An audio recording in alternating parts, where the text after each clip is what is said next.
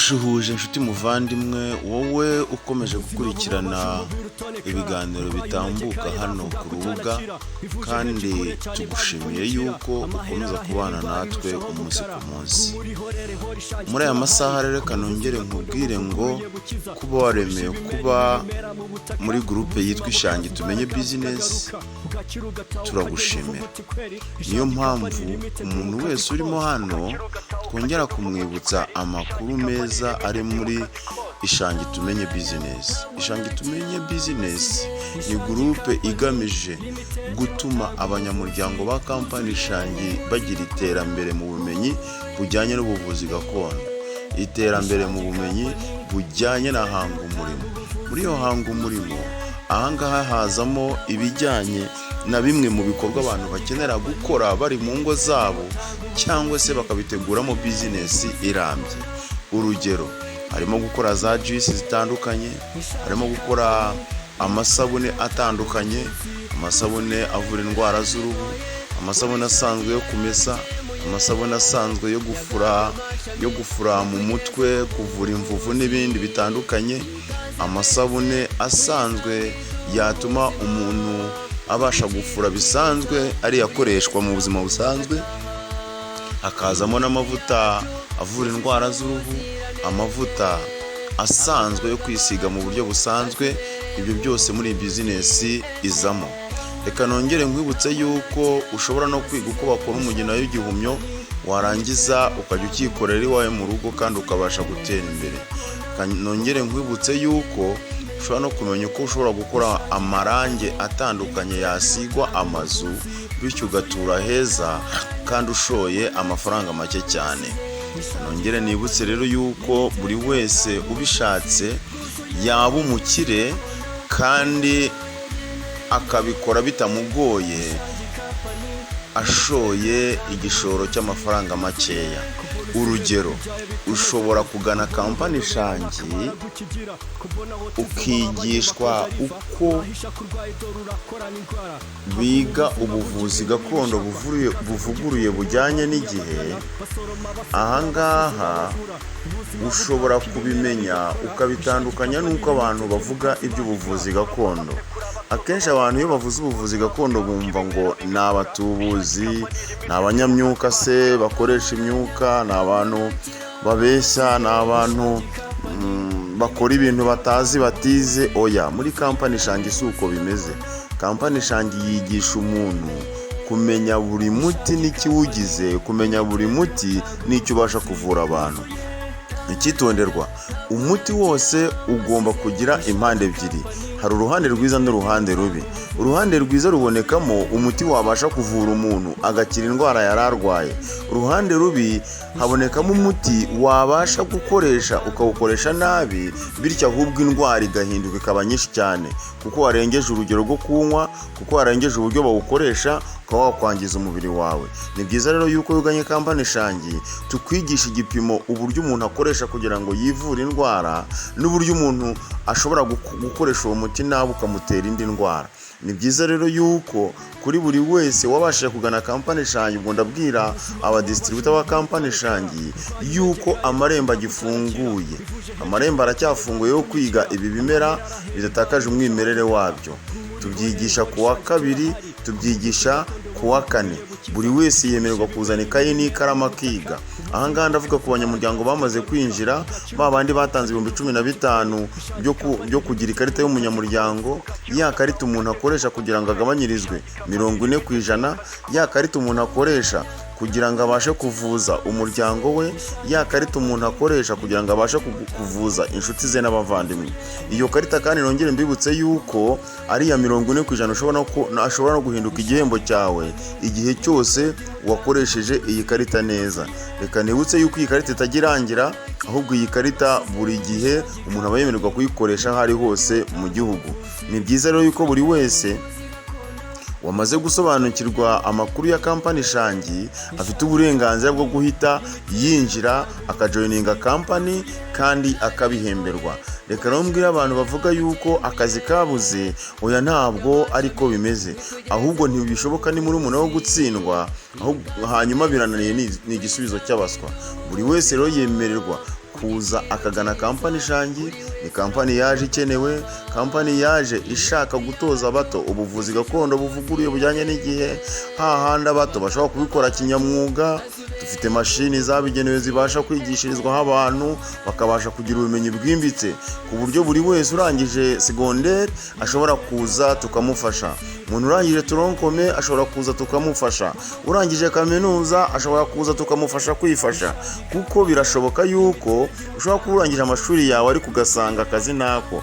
Nyamara muri kampani Shangi hari amakuru meza yuko ushobora kuza tukagufasha uburyo ushobora gutangira bizinesi ntoya mu gihe gitoya, kandi mu by'ukuri ukaba ugeze mu gihe ushobora gufasha abandi bantu nawe ukaba wabaha akazi. Niyo mpamvu rero muri iyi gurupe buri wese ukeneye akazi, buri wese ukeneye kuba yatangira intumbero z'inzozi ziwe, amarembo arafunguye. Icyo usabwa ni ukutubaza gusa, ukatubaza uko wabigenza, ukatubaza aho dukorera, ukatubaza icyo watangiriraho bitewe n'icyo wumva mu nzozi zawe, bitewe n'icyo wumva ushaka kuba cyo mu nzozi zawe. Ntibishoboka, ni muri umuntu wo gutsindwa, birananiye, ni igisubizo cy'abaswa. Ukomeza guhamagara nomero twatanze, ubundi ahasigaye tukagufasha. Ukomeza guhamagara nomero twatanze, izo nomero zihamagaye witabwa n'abaganga babizobereye cyangwa se abayobozi bahagarariye kampani Shangi, bityo bakagufasha kumenya icyo watangiriraho mu gihe wumva ushaka gukora. Bakagufasha guhitamo icyo watangiriraho kugira ngo ukore, hanyuma uteze imbere umuryango wawe, hanyuma uteze imbere igihugu cyawe, hanyuma uteze imbere akarere kawe. Murabona yuko buri murenge twifuza ko twawukoreramo, kandi abazawukoreramo ni wowe nanjye. Niyo mpamvu buri wese amarembo afunguye kugira ngo atugane tumufashe kwifasha. Wivuga ngo nta mafaranga ufite, ahubwo banza utekereze ngo mbese ubumenyi ufite wowe wabukoresha ute kugira ngo ubeho kandi ubesheho n'umuryango wawe, utume n'abandi bantu babona igisubizo cy'ubuzima. Ese inshuti yanjye, wari uzi ko indwara zugarije isi nawe wagiramo uruhare kugira ngo tuzirwanye? Wari uzi ko indwara zugarije isi nawe wabigiramo uruhare kugira ngo tubashe gufasha abantu batwegereye n'abari kure yacu? Igisubizo rero ni wowe ugifite. Ikibazo uko cyaba kimeze kose haba hari n'igisubizo. Tabara rero, witabara, utabare n'abandi bakuzengurutse, kuko hari abagukeneye utari uzi ko bagukeneye. Nyamara ubumenyi ufite wowe bwawe ushobora kubukoresha ugafasha abantu benshi utari uzi ko ahubwo banakwegereye cyane. Murakoze rero, reka nshimire buri wese urimo twumva yuko twiteguye kujya dufatanya namwe, kandi buri gihe twifuza yuko abantu babashije kwiga ibi byigisho batakomeza gusaba kubyicaza hasi, ahubwo nibatekereze ko hari abantu bababaye kandi bakeneye gufashwa. Imana ikomeze kubarinda, Imana ikomeze kuduha wa mu ruhande rwayo. Nicyo nsabira buri muntu wese, kugira ngo muri uyu munsi, kugira ngo muri iki gihe dukomeze kubaho dutekereza yuko hari imbaraga itwihishemo yatuma dufasha abandi. Murakoze, ndabashimiye. Uyu nguyu mwumva ni Dr. Victor, umuyobozi wa kampani Shangi. Aho kwa muganga n'ahantu hakomeye. Shangi Company Limited, iyi ni kampani ikomoka mu gihugu cyacu igamije guteza ubuvuzi gakondo imbere buvuguruye kandi bujyanye n'igihe. Ikora mu turere twose tw'igihugu ndetse no hanze yacyo, igamije kuzamura impano z'urubyiruko zitandukanye, harimo gukina sinema nyarwanda, kumenya gufotora no gutunganya amafoto, kwigisha ubuvuzi gakondo buvuguruye kandi bujyanye n'igihe, kwigisha ubudozi bugezweho kandi mu gihe gito. Tubigisha gutunganya imisatsi, tubigisha gukora amarangi y'amazu, kwandika ku byapa n'imyenda, gukora amasabune atandukanye, ay'amazi ndetse n'amasabune akomeye, amavuta, hand sanitizer n'imigina y'ibihumyo. Wari uzi ko tubigisha gukora n'ibikomoka ku ifarini? Bantu murwaye indwara zitandukanye, diabete, umutima, umwijima, inzoka, impyiko, imitsi, abagabo batagira akanyabugabo, asima, hemoroide, indwara z'imyororokere, amarozi atandukanye, umugongo, kuribwa ingingo, uruhu, amaso, amatwi, guta ubwenge, ubumara butandukanye, imihango idakama n'abatajya mu mihango nimutugane kubera ko mwese twabatekerejeho.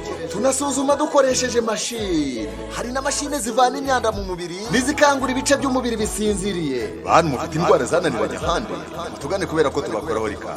Ishangi Company Limited kandi bafitiye ishuri ryiza ribigisha ubudozi, film making and film production. Riherereye hafi y'ibiro by'umurenge wa Ruhango hakunze kwitwa ku kizu cy'abarundi munsi neza urusengero rwa Methodiste Libre.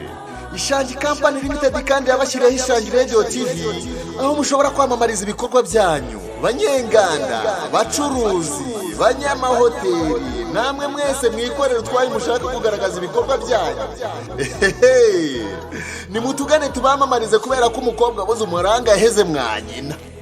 Mwatwumva mwanditse Ishangi Radio TV mukabana natwe mu biganiro byacu byiza. Mwadukurikira kandi kuri channel zacu zitandukanye, Ishangi TV, Ishangi X TV na Ishangi Focus TV. Mwatwandikira ku rubuga rwacu kandi ari rwo ishangi.rwa. Mwanadukurikira kuri email yacu cyangwa mukatwandikira ariyo ishangicompany@gmail.com cyangwa mukaduhamagara kuri 078